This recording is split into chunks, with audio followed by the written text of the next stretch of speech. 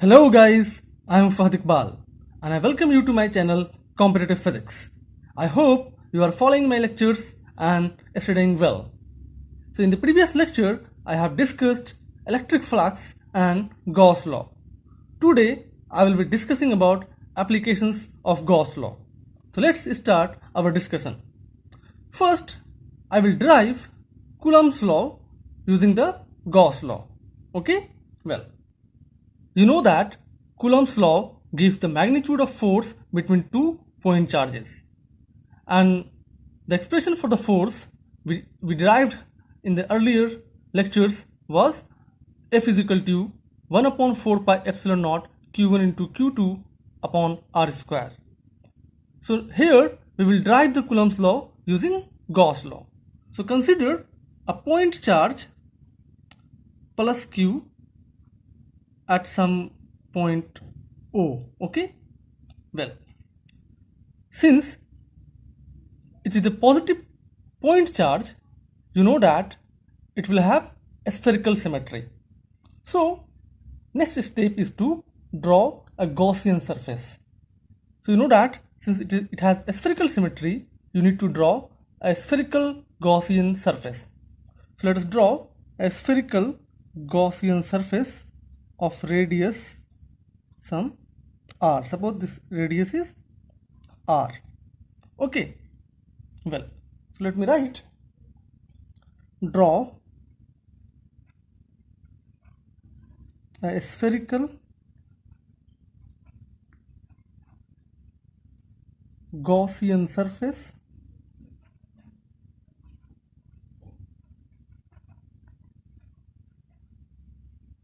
of radius r and concentric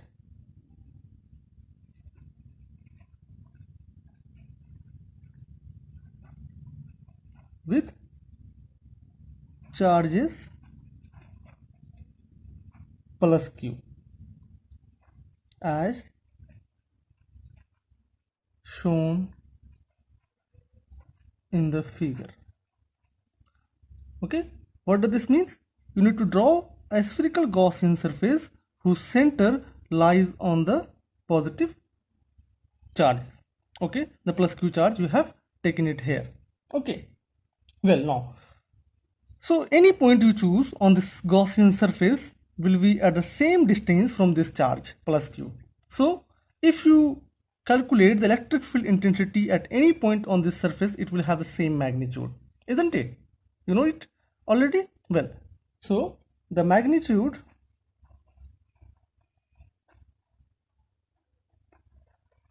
of electric field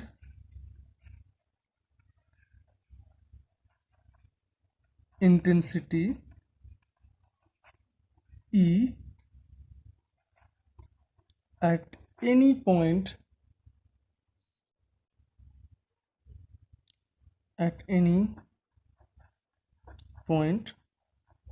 on the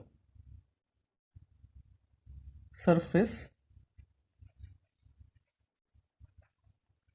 will have the same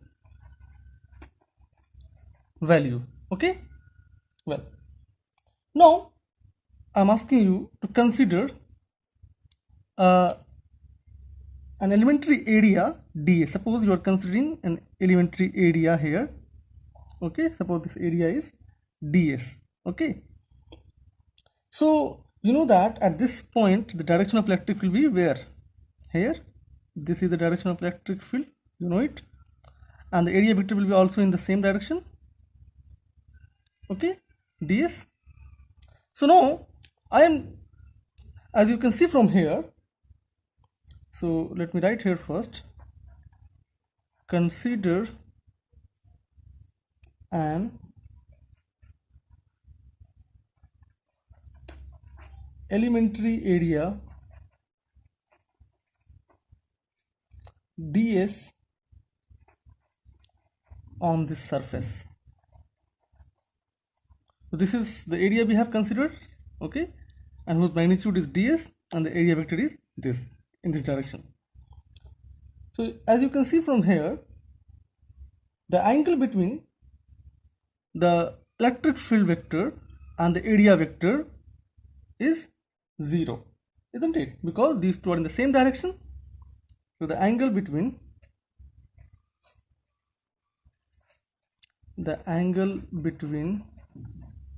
electric field vector E and the area vector ds is 0.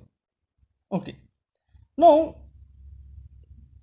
can I ask you to find the electric flux through this elementary area ds? Can you find the electric flux through this elementary area ds? What will be the magnitude of the electric flux through this area? Therefore,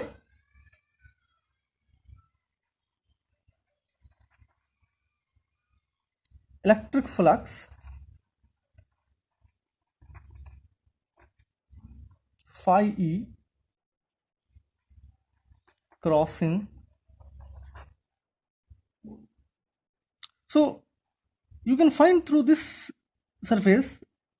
If you can find from this surface, you can find through the find the electric flux through all the Gaussian surface, entire Gaussian surface. Okay, because you know that the electric field is same at any point you choose on this surface, and also each point will be located at the same distance r.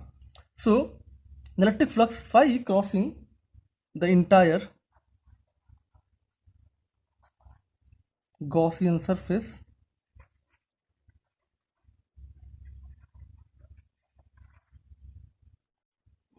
is given by phi E equal to closed integral E dot ds. And so this you can write closed integral E ds.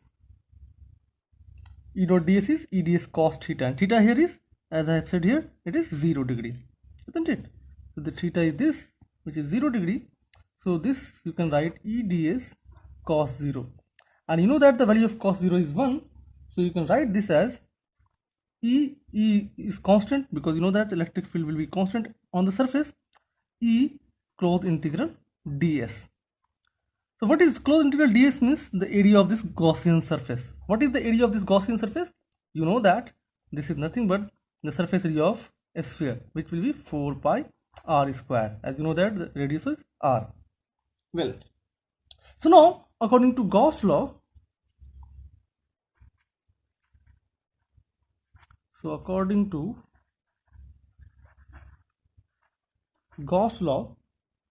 what you have? So we have phi E equals to total charge enclosed, which is Q here, Q upon epsilon naught. So this you can write, the value of phi you have calculated here, and it is E into 4 pi r square. So this will be E into 4 pi r square equals to Q upon epsilon naught. So from here we have the magnitude of electric field. So this you can write E equals to Q upon 4 pi epsilon naught r square. Okay, well, you got very important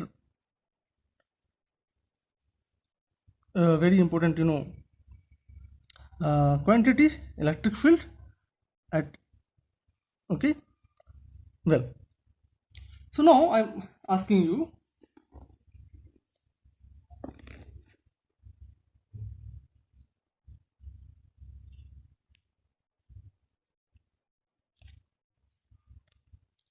so this is what? This is the magnitude of electric field at a distance r from the point charge plus q.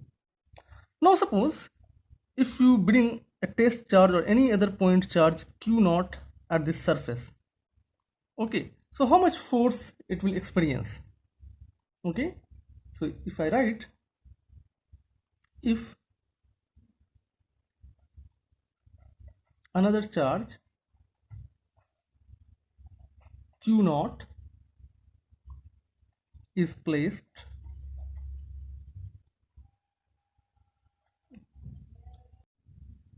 at this point,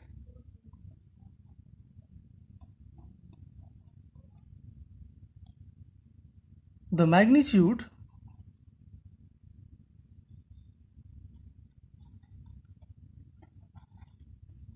of force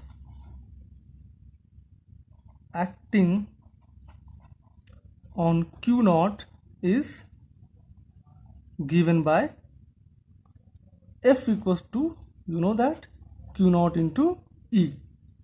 So Q naught, and what is the value of E? You have calculated earlier.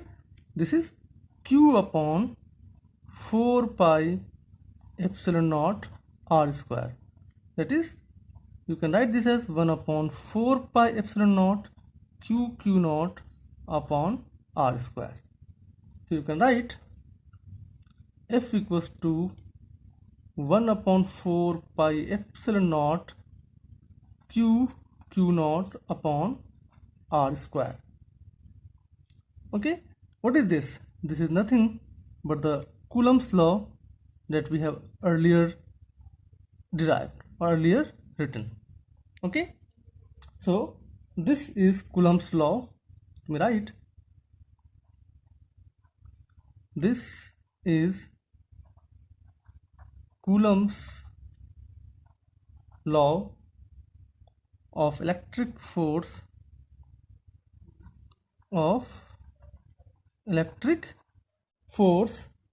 between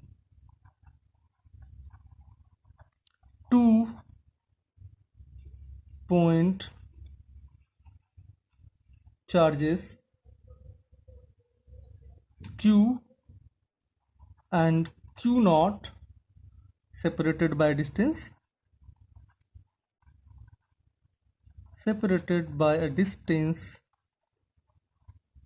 R. Okay, well, now we will apply Gauss' law to find the electric field intensity due to an infinitely long, straight, uniformly charged wire. Okay, so consider an infinitely long, thin wire with uniform linear charge density lambda. So here, suppose you have, this is a wire, suppose this is a infinitely long wire and it has the linear charge density lambda. Okay, so let me write, consider an infinitely long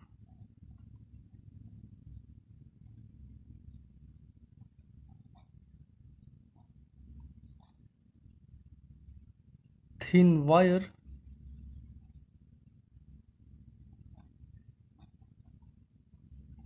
with uniform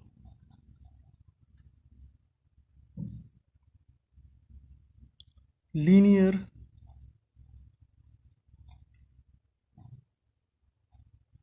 charge density lambda.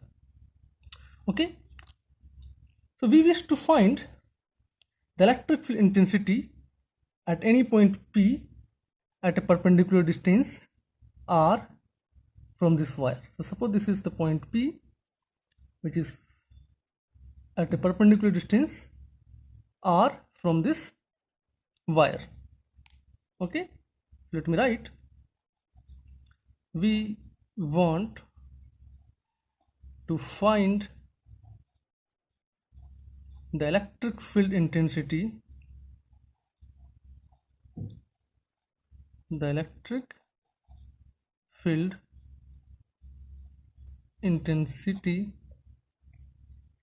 at any point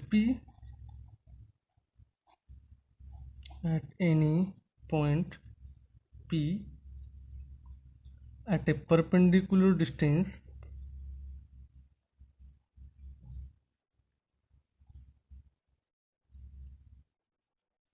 perpendicular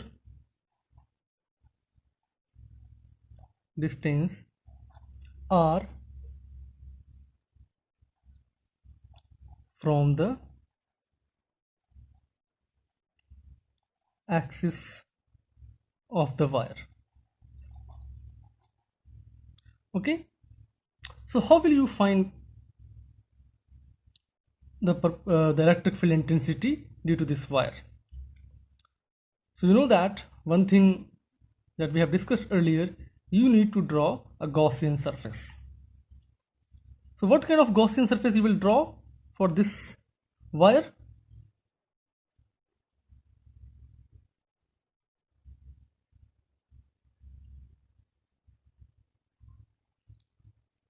So as you see from this,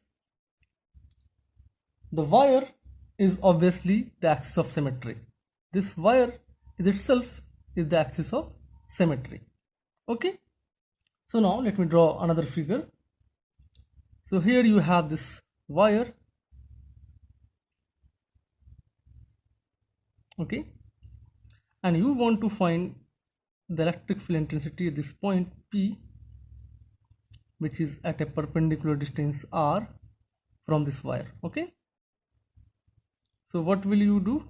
What kind of Gaussian surface you will draw? Since as you can see this wire is the axis of symmetry, you can draw a cylindrical Gaussian surface. Okay, having r its radius. So with r its radius, taking r as its radius, you draw a cylindrical Gaussian surface.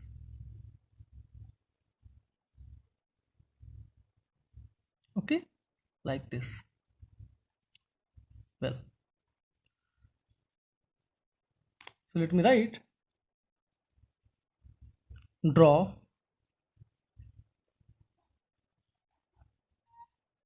a circular cylinder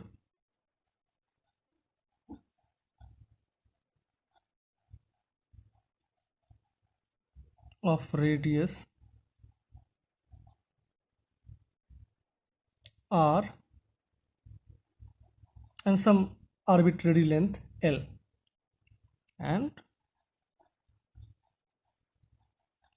arbitrary length L. This is, I am saying, this is its length L.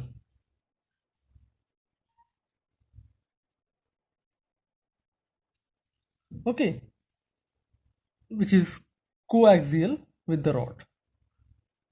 So coaxial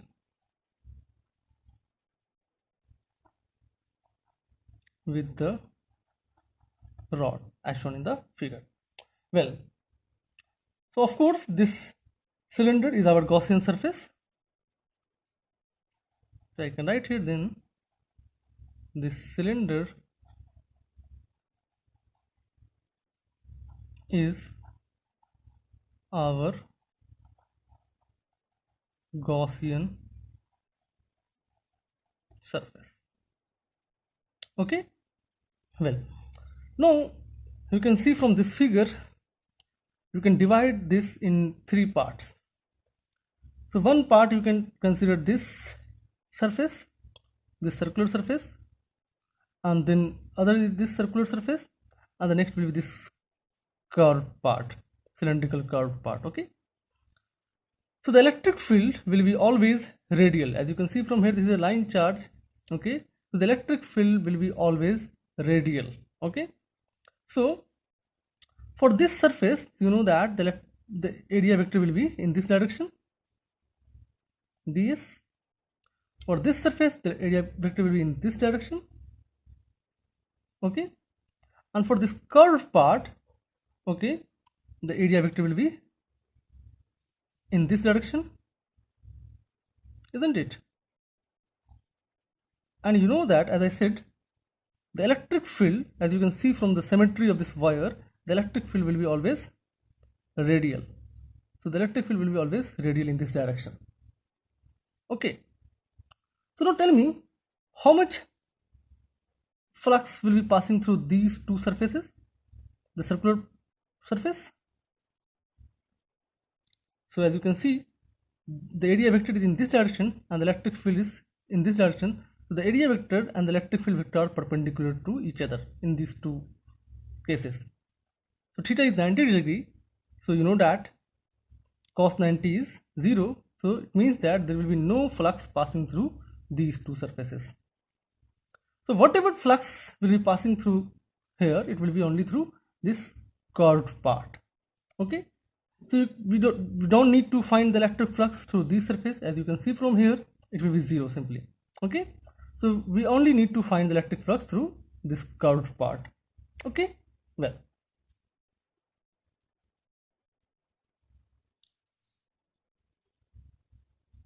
So let me write, since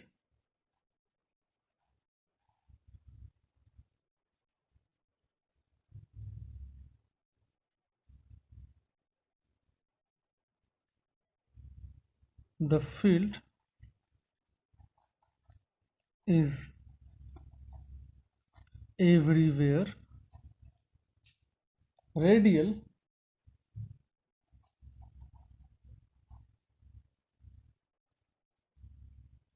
flux through the two ends of the cylindrical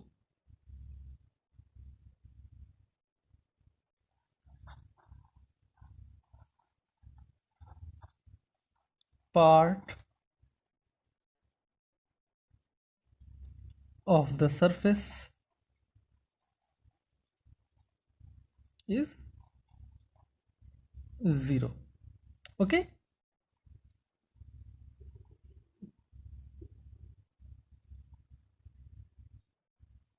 So why?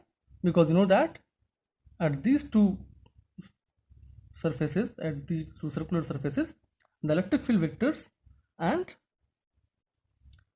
area vector is perpendicular to each other. So is 0 because E and ds are perpendicular to each other. Well, so whatever be the electric flux, it will be only through this curved part. Okay. Well,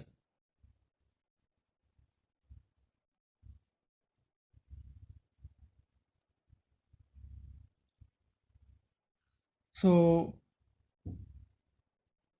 the flux through this, how much flux will be passing through this curved surface? So let me write, flux through the curved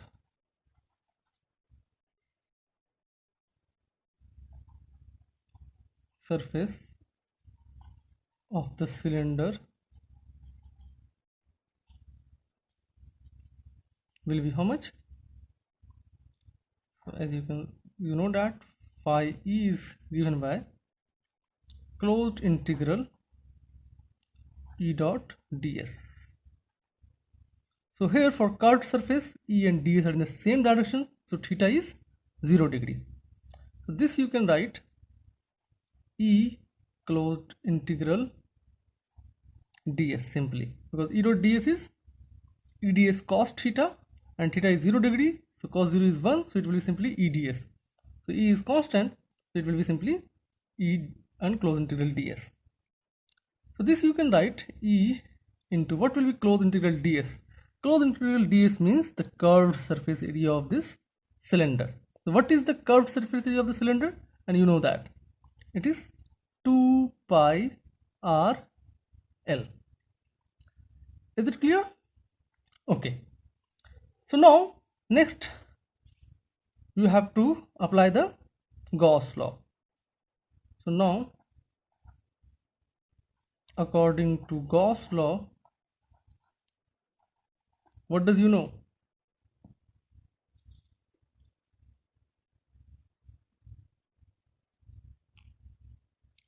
So you know that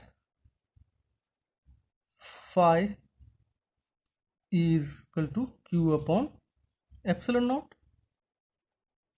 And since as it is given, or we suppose that its linear charge density is lambda, we consider this.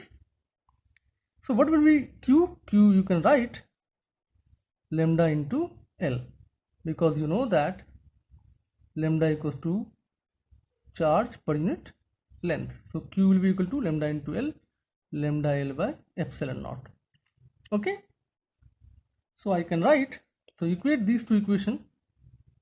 So this is first, suppose this is second. So from 1 and 2, what do we have?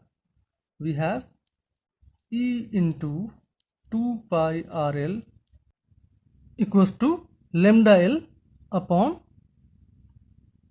epsilon naught. So you can cancel this L and L. So what do you have? So you got the electric field intensity due to an infinitely long straight uniformly charged wire, which will be E equals to lambda upon 2 pi epsilon naught R. Okay, so you got the expression for the electric field intensity, which was our aim. Okay, basically this is our aim to find. Well, so if your lambda is greater than 0, the direction of electric field will be directed outwards. Okay, it will be readily outward. So that means E is radially outward. Okay, and if lambda is less than 0, then the direction of E will be radially inward. Okay, well, this is our discussion of electric field intensity due to an infinitely long straight uniform charged wire. Okay, if you have any doubt here, please ask in the comment box. Okay, now we want to apply the Gauss law to find the electric field intensity due to a uniformly charged thin spherical shell. Okay, so consider a thin spherical shell of radius r and center O having a uniform surface charge density sigma. Okay, so let us consider you have this is a thin spherical shell which has its center at O and its radius r, and it has a surface charge density sigma. Okay, and also suppose let plus q be the uniform charge on the surface of the sphere. So let us suppose here is a plus q charge which is uniformly distributed on its surface. This is plus q. Okay, well, let me write, consider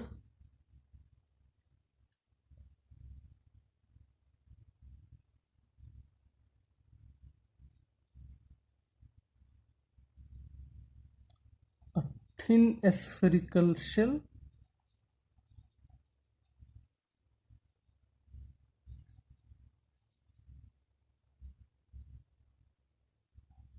of radius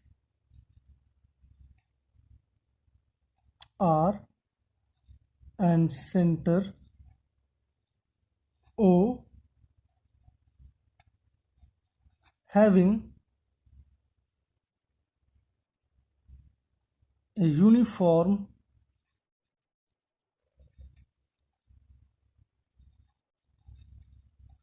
surface charge density sigma. Okay, so again let plus q be the uniform charge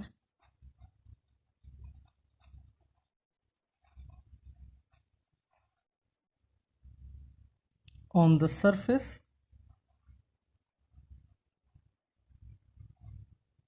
of the sphere. Okay, now you have two cases. Either you can find the electric field intensity at a point outside of this spherical shell, or you can find the electric field intensity at any point inside this spherical shell. Okay, so let us first consider first case, and which is electric field outside the cell. Let me consider the first case, electric field outside the cell. Okay,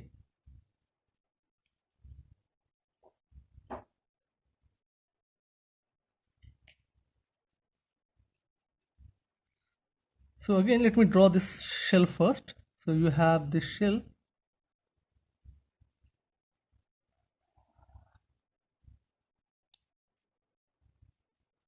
whose center is at O and whose radius is R, plus Q charge is uniformly distributed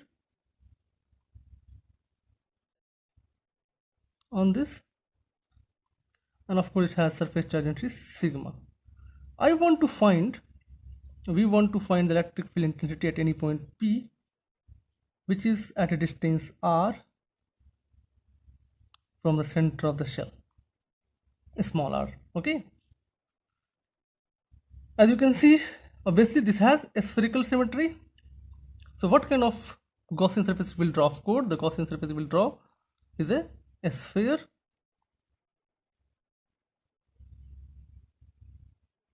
like this. Okay, so now you have drawn the Gaussian surface. So let me write now, consider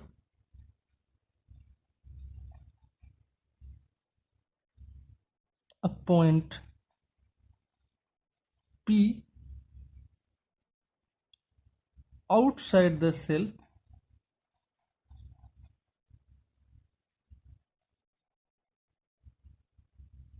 with radius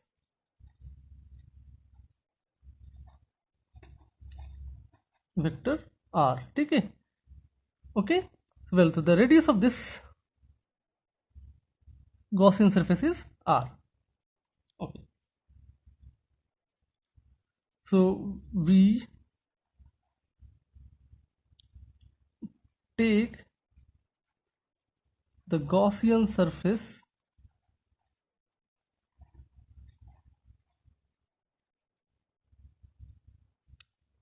to be a sphere of radius r. Okay, so we draw a Gaussian surface taking this r as its radius, concentric with the center of the spherical shell. Okay,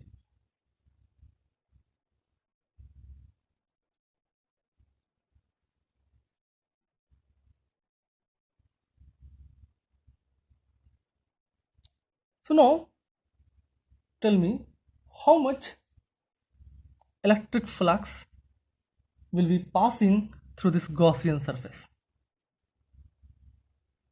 So electric flux, therefore electric flux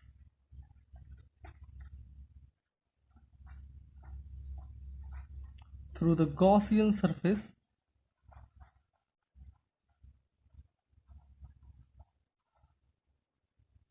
is we can write it here.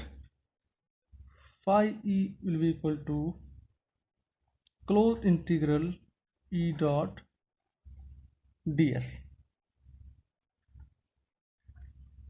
Okay, so what is this ds? Ds is actually, we choose any a small elementary area here at this point. So at this point you know that the direction of electric field will be here in this direction, and the area vector is also here. So this is E dot ds. As you can see, the direction of electric field vector and the area vector is same, that is E, the angle is 0 degree. So this is E ds cos 0 degree, and know that cos 0 degree is 1. So this you can write simply E closed integral ds. So this you can write phi E equal to E into, what is this closed integral ds? This is the area of this Gaussian surface, and that is 4 pi r square. Is it okay? Well, let us suppose this is our equation number 1. So now, according to Gauss law, what do we have? We have electric flux phi E equals to Q upon epsilon naught. So what can you write? So either you can leave it like this. So this you can write as, so suppose this is our equation 2. Okay, so from 1 and 2, what do we have? From 1 and 2,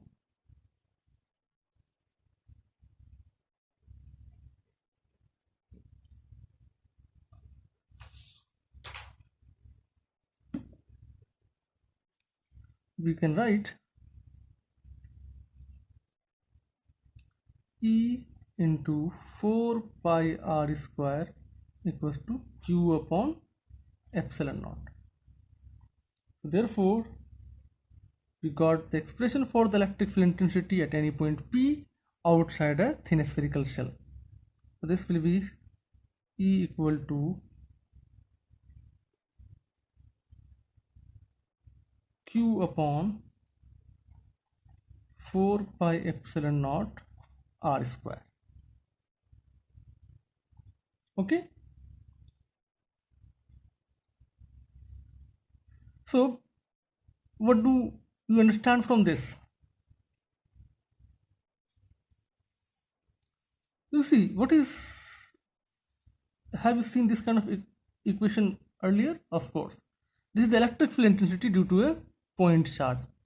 It means that the electric field intensity at any point outside a uniformly charged spherical shell is the same as if all the charges were concentrated as a point charge at the center of the cell. Okay.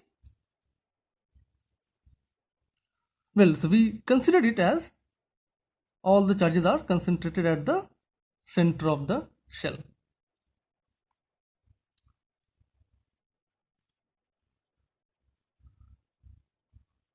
Okay. Now we want to find the electric field on the surface of the shell.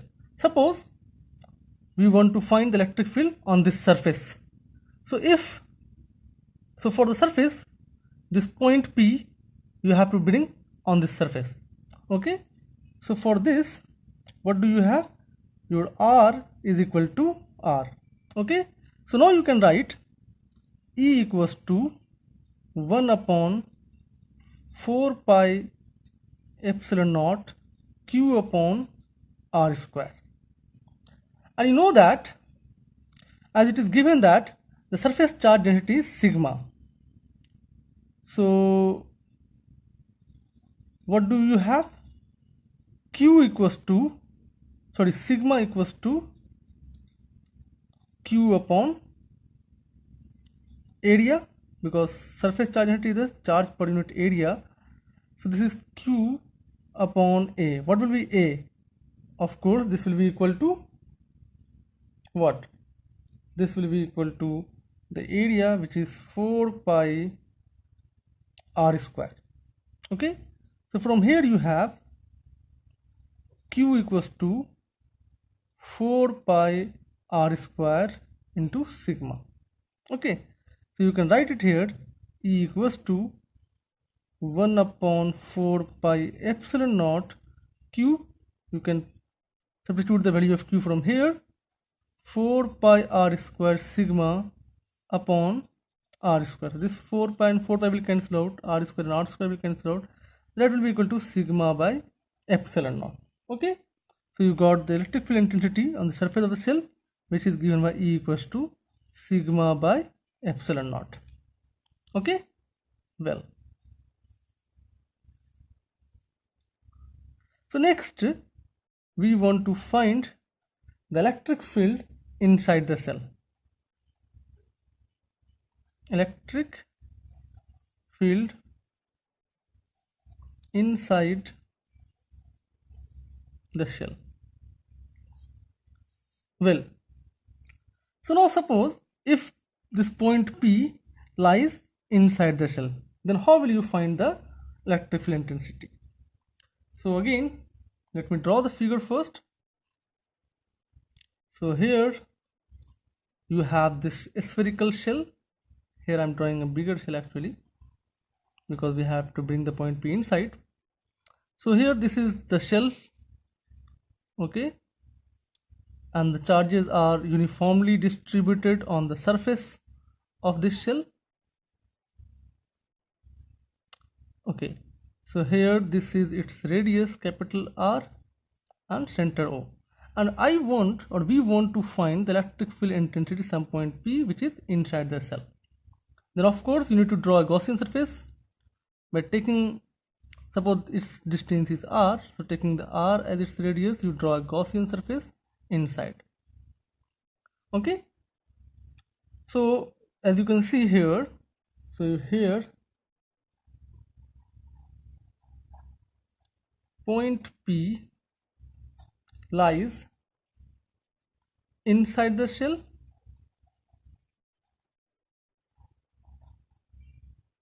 Okay, where OP equals to R. So again, Gaussian surface is a sphere.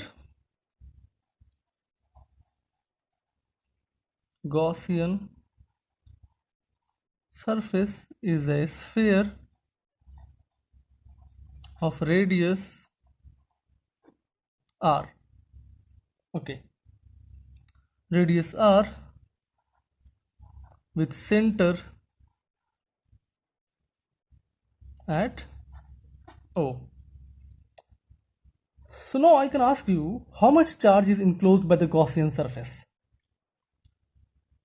So since you know that this is a spherical shell, you know that any charge resides only on the surface of the cell. It means that there will be no charge in this Gaussian surface. So I can write here the charge enclosed by the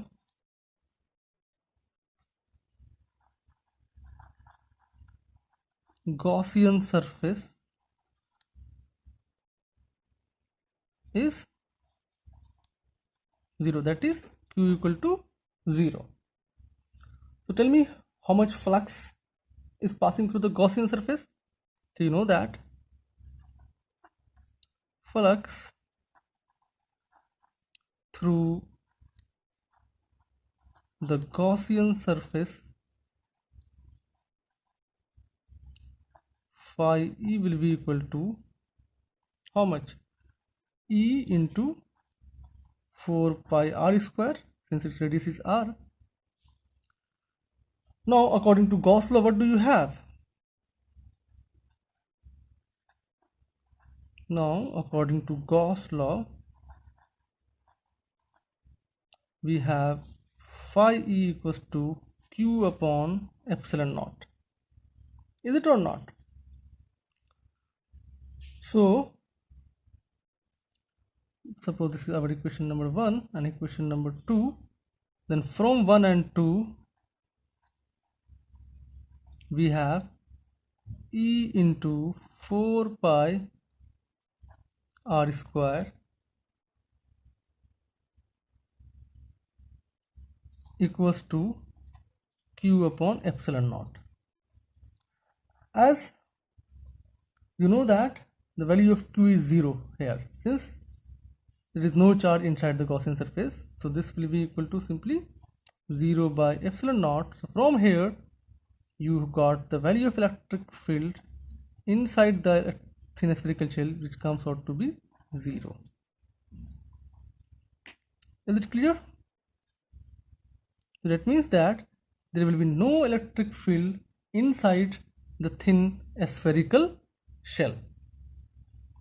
Okay, well, so now I want to draw the graph of electric field intensity with distance from the center of the cell. Okay, so how this graph will look like? So suppose here on this axis I am drawing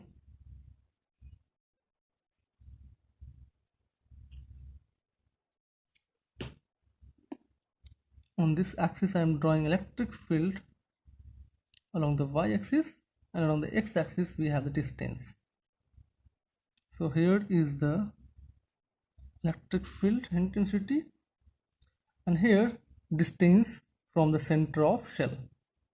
This is the origin, suppose. So distance from the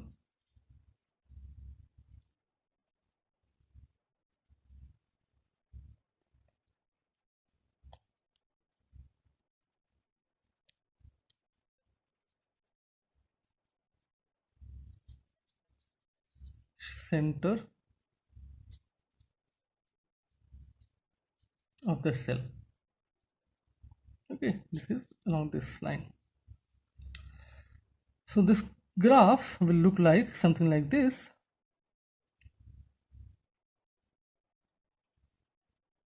Okay, so the electric field intensity will be maximum on the surface.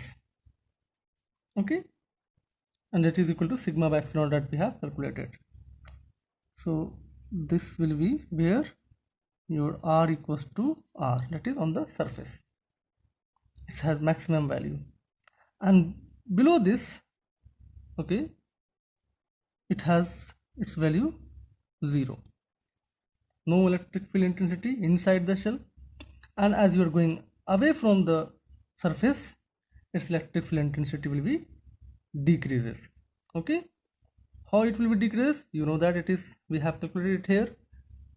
Okay, where E is inversely proportional to the square of the distance. So here you have the maximum value, and that maximum value will be only on the surface of the shell. Okay, so this is the electric field intensity we have calculated for the 3 different regions for a thin spherical shell. Okay, well, now we want to find the electric field intensity due to a uniformly charged infinite plane sheet. Okay, so consider a thin plane infinite sheet of positive charge, as suppose this is a thin infinite plane sheet. Okay, and it has positive charge on both sides of this sheet. Okay, so now let me write first. Consider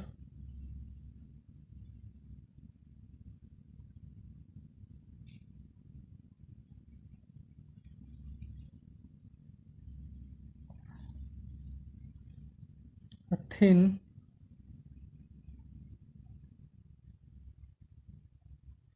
plane infinite sheet of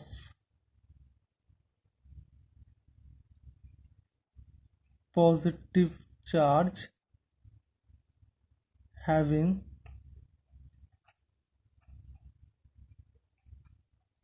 uniform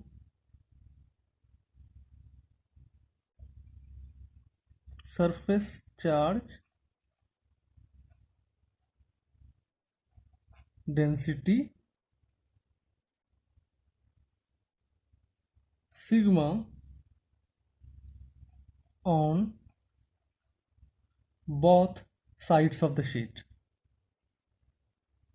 On both sides of the sheet. Okay, so we want to find the electric field intensity at the point P at a perpendicular distance r from the sheet. So from this sheet we want to find the electric field intensity at any point P, perpendicular point, okay, here. Well, so let me write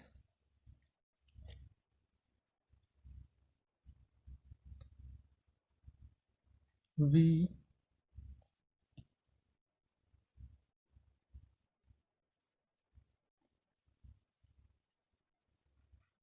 want to find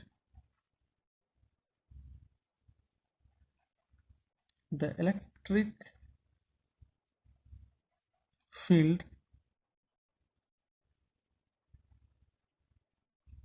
intensity at P at a perpendicular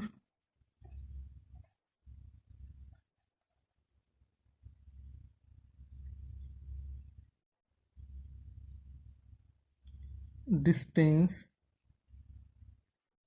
r from the sheet. Okay, so here we choose our Gaussian surface, a closed cylinder of length 2r. So here we consider our Gaussian surface to be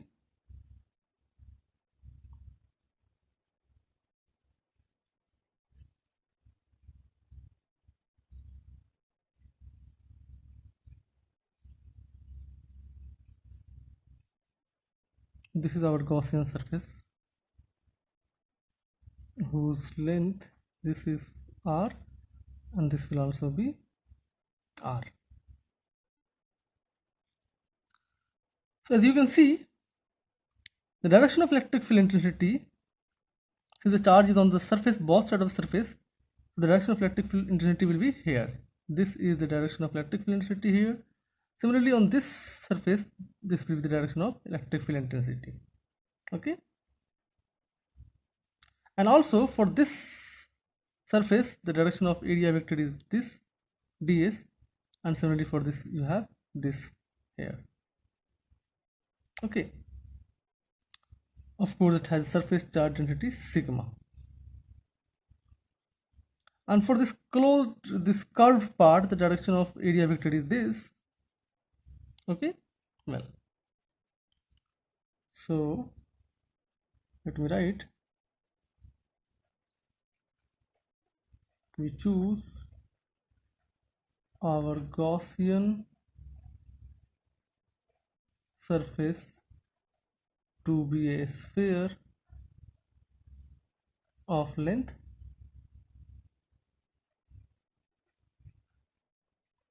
r. Okay, so you can see from the symmetry of this problem, the direction of E is perpendicular to the sheet, that is this direction as I have drawn here. Okay, on both sides of the sheet, which is, and E will be directed away from the sheet. Okay, so of course the total electric flux passing through this Gaussian surface is the algebraic sum of flux due to this cylindrical part plus the flux through the two end caps, these surface. Okay, so when you will be finding or calculating the flux through this curved part, you will see it will be 0. Why? Because the direction of electric field is this and this, and for this the area vector is in this direction, that is the area vector and the electric field vector is perpendicular to each other. Therefore these theta is 90 degree, and you know that cos 90 is 0, so there will be no flux through this curved part. Okay, so only whatever be the flux, it will be through these two end caps. Okay, so let me find the flux through these two end caps. So this will be, I can write the flux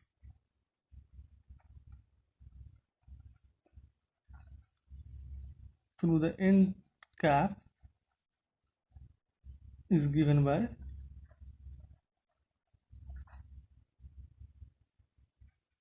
phi E equals to closed integral E dot ds, and of course again for this surface and for this surface closed integral E dot ds. So this will be equal to closed integral E ds cos 0, because you can see E and ds are in the same direction, plus closed integral E ds cos 0 degree. Again here these two are in the same direction. So this will be equal to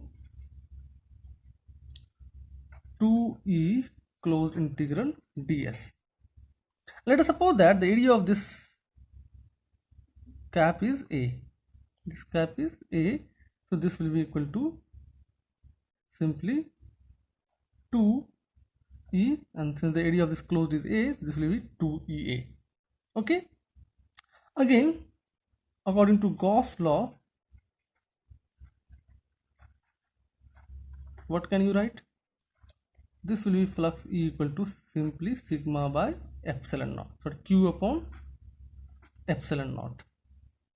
Okay, so now from this and this, from 1 and 2, what do you have? 2EA equals to Q upon epsilon naught. And since we have given the surface charge density sigma, sigma will be equal to what? Q upon A. That is Q equals to sigma A. If I write here sigma A in place of Q, this will give me 2EA equals to sigma A by epsilon naught. So this A and A will cancel out. So now you have the expression for the electric field intensity due to a uniformly charged infinite plane sheet, which will be sigma upon 2 epsilon naught. Is it clear? Well, so as you can see from here, E is independent of R, so the distance of point P from the plane charge sheet. That means for a uniformly charged infinite plane sheet, electric field intensity does not depend, okay, on the distance from the sheet. It will be simply equal to sigma by 2 epsilon naught. Okay, well, so I will stop here now. This is all about first chapter. We have completed today the first chapter. If you have any doubt, please mention it in the comment box. And if you have not subscribed my channel yet, please subscribe it and hit the bell icon to get the notification for the new videos. And please like and share my videos to reach it to the maximum students. Thank you for watching Comparative Physics.